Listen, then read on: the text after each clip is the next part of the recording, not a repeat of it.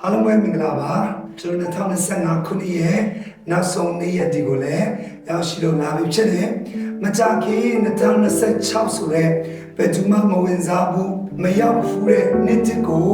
ဒီနေ့ကျွန်တော်ကဝင်စားခွင့်ရကြမှာဖြစ်အဲ့ဒီတွေ့ဒီနေ့ကျွန်တော်မြန်မာစကားပုံတစ်ခုအတည်းလို့ရှိတယ်ရင်လောက်မမဒူလောက်ကြတယ်ဆိုတော့တဘောကဒီနေ့ကျွန်တော်ရဲ့အသက်တာထဲမှာ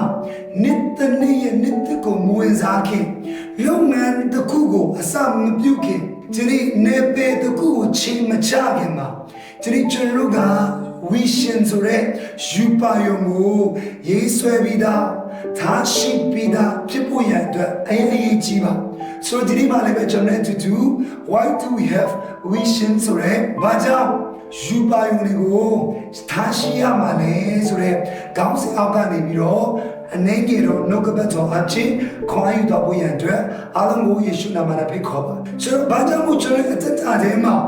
ယူပါယုံဆိုတဲ့တချို့တော့စကားလုံးတွေနဲ့ခိုင်နေပြီးပြောမယ်ဆိုတော့ရီမန်းချက်တွေမျောမှန်းချက်တွေဘာကြောင့်ထားရှိဖို့ရန်အတွက်လိုအပ်တာလဲဆိုတဲ့အရာကနေပြီးတော့အချက်၃ချက်နဲ့နှုတ်ကပတ်တော်တွေကနေပြီးတော့ဆင်ခြင်တော်ဖို့ဖြစ်ပါနံပါတ်1ချက်ကတော့ဘုရားခင်ကိုယ်တိုင်က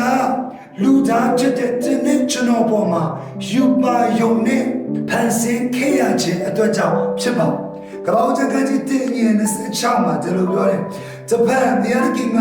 ငါတို့ပုံတရံနဲ့တငီတရံတဲ့လူကိုဖန်ဆင်းကြစို့သူဒီပင်ငါတို့ကို၎င်းမိုးကောင်းကမြတ်တို့ကို၎င်းတားရင်တို့ကို၎င်းနေပြည်လုံးနဲ့ကွာနေပေါ်မှာတွားတက်တော်တိရစ္ဆာန်ပေါင်းတို့ကို၎င်းအုပ်ဆိုးစေဟုအမိန့်တော်ရှိ၏လူကိုပြန်တဲ့ကငါစားပြီးတော့ဖန်ဆင်းဖို့ရန်တဲ့ရည်ရွယ်ကြတဲ့ကနေ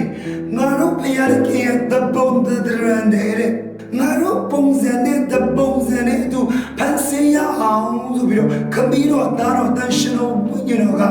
တိုင်ပင်ပြီးတော့လူကိုဖန်ဆင်းခဲ့တယ်အဲ့ဒီဖန်ဆင်းခဲ့တဲ့လူကိုဘုရားကဘာယူပိုင်ထားရှိခဲ့လဲဆိုလို့ရှိရင်ညီတစ်ပြလုံးနဲ့တော့ကညီပေါ်မှာတွားတက်တဲ့တားရင်မိုးကောင်းကင်မှာရှိတဲ့စနေတတော်ရအားလုံးကိုအုပ်စိုးဖို့ရန်အတွက်ယူပါယုံထားရှိခဲ့တယ်ဆိုတော့တွေ့ရတာဖြစ်ပါတယ်ဟာလေလုယာကျွန်တော်ဒီနေ့ကျွန်တော်လူသားအနေနဲ့လောကမှာလာရောက်အသက်ရှင်ခဲ့ရခြင်းရည်ရွယ်ချက်ကအကြောင်းမဲ့မဟုတ်ဘူးဖြစ်သမရှကရှန်ကမြန်မာနိုင်ငံမှာမွေးလို့မြန်မာလူမျိုးကချင်လူမျိုးကရင်လူမျိုးဗမာလူမျိုးအကြောင်းမဲ့ကျွန်တော်ဒီနိုင်ငံသားဒီလူမျိုးဒီလူသားလာဖြစ်နေရခြင်းမဟုတ်ဘူးချစ်ဘုရားတခင်ရဲ့ယူပါယုံဘုရားရဲ့အကျဉ်းစီဘုရားတခင်ရဲ့မျော်လင့်မျော်မှန်းချက်နဲ့ရည်မှန်းချက်တွေရေးဆွဲပြီးတော့မှတဲ့နဲ့ကျွန်တော်ဟာဖန်ဆင်းခြင်းခံခဲ့ရတာဖြစ်တယ်ဆိုတော့တွေ့ရတာဖြစ်ပါဟာလေလုယာကျွန်တော်တဲ့တာရင်ဘာသာရင်လောက်မမရည်မှန်းချက်တွေယူပါယုံနဲ့ထားရှိပြီးတော့နေ့ရက်အသက်တရက်ကိုနေ့တနေ့ရက်နေ့တနေ့ကိုဒီနေ့လာမယ့်9နှစ်ကိုလာမယ့်10နှစ်ကိုဘဝရဲ့တက်တဲ့အချိုးကွေတွေကိုဘာကြောင့်ယူပါယုံနဲ့ရည်မှန်းချက်တွေထားရှိပြီးတော့ဖြတ်တန်းဖို့ရန်အတွက်လိုအပ်တာလေဆိုနံပါတ်1ဖယားခင်ကိုယ်တိုင်ကတင်းနဲ့ကျွန်တော်ကိုဖန်ဆင်းတဲ့အခါမှာအကြောင်းမဲ့အကျိုးမဲ့ဖန်ဆင်းခြင်းမဟုတ်ဘဲနဲ့ယူပါယုံနဲ့တကွာဖန်ဆင်းခဲ့ရခြင်းကြောင့်ဖြစ်တယ်ဆိုတော့ကိုပြောပြချင်တယ်နောက်တစ်ခုကတော့တုတ်တဲ့ပိုင်းခြင်း29အငယ်16မှာကျွန်တော်အားလုံးလို့ရတယ်ဗျာဒိတ်တော်မရှိရင်လူတို့ကြီးအကျိုးနဲ့ဖြစ်ကြတယ်ဟာလေလုယာဒီမှာဒီလိုပြဗျာဒိတ်တော်မရှိရင်ဗျာဒိတ်တော်ဆိုတာက vision ကိုပြောတာဖြစ် vision ဆိုယူပါယုံဗျာဒိတ်တော်ဆိုရဲယူပါယုံ vision မရှိခြင်းကဘာဖြစ်စေလဲဆိုအကျိုးနဲ့ဖြစ်စေတယ်ဟာလေလုယာဘာကြောင့်ကျွန်တော်အသက်တာထဲမှာယူပါယုံနဲ့ထားရှိဖို့ရန်အတွက်လိုအပ်တာလဲဆိုကျွန်တော်ရဲ့နေ့တိုင်းအသက်ရှင်ခြင်းတွေမှာအကျိုးမဲ့အကျိုးနဲ့ခြင်းတွေနဲ့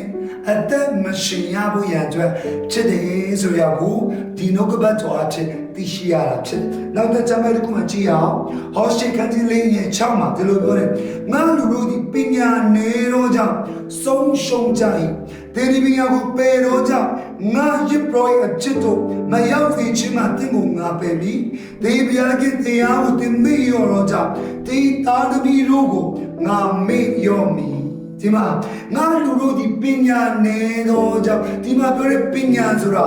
vision ကိုပြောတာဖြစ်တယ်။တရားချင်းဘုရားကိုသိခြင်းပညာကိုပြောတာဖြစ်တယ်။ hallelujah ဘုရားကိုသိခြင်းပညာဒီဟုသော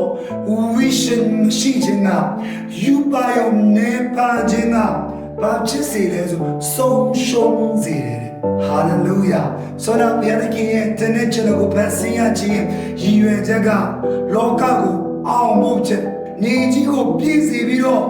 နေကြီးတဲ့ပြလုံးနဲ့ကောင်းကင်ပေါ်ကျွန်ဒီတားရဲ့တရိစအားတတော်အားလုံးကိုအုပ်စိုးဖို့ရန်အတွက်အနိုင်ရဖို့ရန်အတွက်ယူပါယုံနဲ့ဖန်ဆင်းခဲ့တာဖြစ်တယ်။ဒါပေမဲ့ကျွန်ဒီ vision မရှိခြင်းက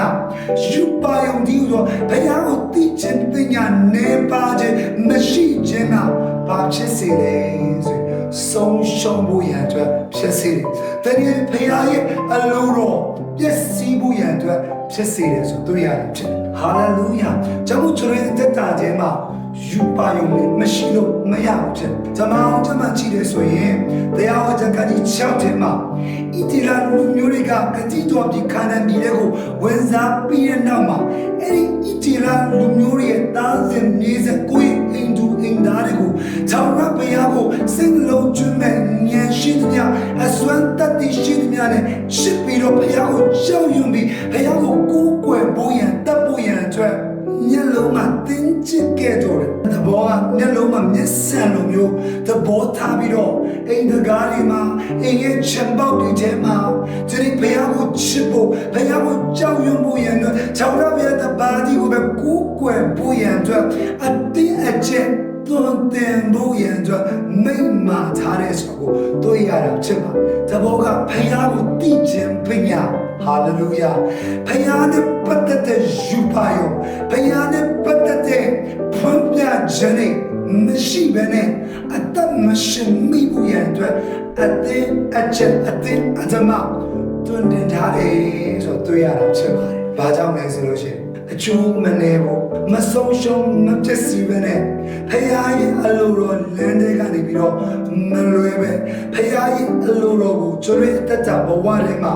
မပျက်စီးစေဖို့ရန်အတွက်ရည်ရွယ်ထားလို့ဖြစ်တယ်ဆိုတော့တွေ့ရတာဖြစ်ဒါကြောင့်မို့ကျွန်တော်အတ္တထဲမှာဘာကြောင့်ယူပါယုံရှိရမလဲနံပါတ်1ချက်